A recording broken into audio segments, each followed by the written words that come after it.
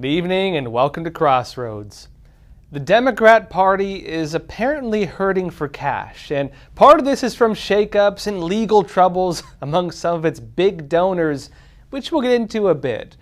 But the most serious part isn't necessarily the big donors. The more concerning point for the party is actually the small donors. These are the sounding board for public support and for public enthusiasm. They want to see how motivated people are behind the party. And it looks like the grassroots is actually drying up. Now, the big financing day for the Democrat Party was, at least this election season, was when President Joe Biden launched his re-election campaign. But according to Politico, even this was a cause of concern. Donations were a whole lot thinner than back in 2020. The enthusiasm, well, it's just not the same. It says that small donors at the federal level brought in about $312 million in the first half of 2023, but that's a drop of over $30 million compared to the lead up to 2020. And it's getting worse. By the second quarter, it says they lost 32% of their donors. Now, the devil is in the details. If you were to look at the party totals, if you were to look at all the big numbers, well, technically, the funding for the Democrats is up just a bit. But if you look beneath the hood, you're going to find something else. You'll find the money is not coming from small donors. They're losing them, close to a third of them. Those small donors are, again, the sounding board for the voters. And it's a really troubling sign for the party. But as always, there's more to it as well. The numbers being used in the data are coming mostly through ActBlue, which is the main donation processor for the Democrat Party. And notably, ActBlue has been up to some funny business, at least they're accused of. You might remember what happened back in March. James O'Keefe, the former head of Project Veritas, carried out one of his first major investigations under his new investigative journalism company, OMG. That's the O'Keefe Media Group. Now, this was based on data from the FEC, that's the Federal Election Commission. It allegedly showed that many people were donating thousands of times a year to the Democrats. Watch. This is James O'Keefe with OMG. I'm here in Annapolis, Maryland. An individual who has donated a total of $217,000 made through 12,000 different contributions in a 3-year period of time. Now, sometimes these contributions have been made in variations of his name and variations of his address. You see this chart here. This chart shows a breakdown of the committees that were earmarked to receive the donations made through ActBlue. When Mitch McConnell moved fast to replace Ruth Bader Ginsburg, more than $70 million went to left-leaning candidates and causes in a day, shattering records this campaign cycle for the online fundraising juggernaut ActBlue. So far, folks have used our platform to donate $3.8 billion. Well, given all this, why not look into it? James O'Keefe had a camera crew follow as he knocked on the doors of these Democrat voters in Maryland in particular. Now, on paper, these were apparently the names and addresses of people who had donated tens of thousands, hundreds of thousands, to the, of course, ActBlue over the course of years and to also other Democrat groups. But interestingly, in person, many of the people were shocked. Many said that they donated like small amounts, like $5 here and there, but it was nowhere near what was written on paper. One of these individuals was allegedly documented as donating over $35,000 to the Democrats in 3,000 separate installments. The individual denied making those donations.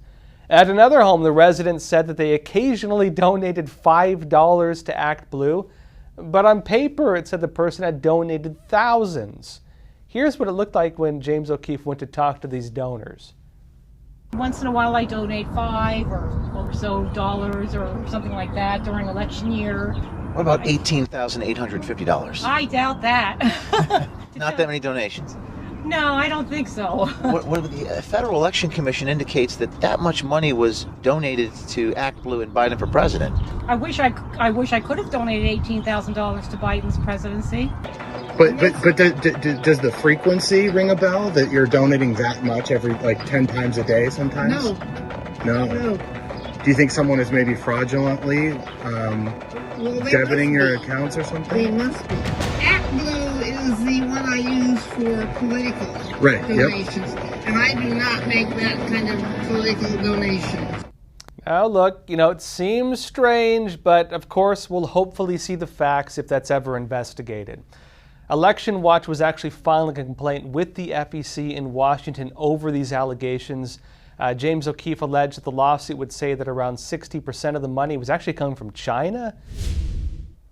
Well, that's all for YouTube. And on that note, YouTube just deleted one of my videos, in particular about China and the World Economic Forum. I don't know why. But that does bring up a big point here. There's a lot of stuff I cannot tell you on YouTube. They censor a ridiculous number of topics. Some of it's very vague. Sometimes we get alerts way down the road on old videos they're deleting or censoring or going after. There's a lot of things I cannot talk to you about on YouTube. And I don't shy away from these, but I talk about them on Epoch TV. That's epochtv.com. Of course, we have a flash sale going on right now, 25 cents for a week.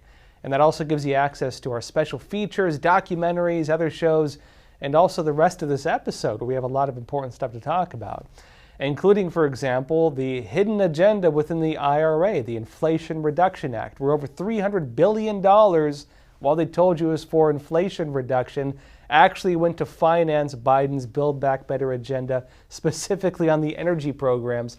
And those are kind of imploding right now. We'll explain what's happening exactly. Also, tomorrow is going to be the Republican debate among the candidates, but Trump's going to be having his own separate event at the exact same time with Tucker Carlson competing with them. We'll be talking about why that matters, what it means about what's happening within the party, and also what we can expect. Again, join us for the rest of the episode on Epoch TV. Link in the description, 25 cents right now, 25 cents a week. Join us, and I'll see you there. People from 160 countries illegally cross the U.S.-Mexico border and give themselves up to Border Patrol. But what about the ones who evade Border Patrol? These are known as the gotaways.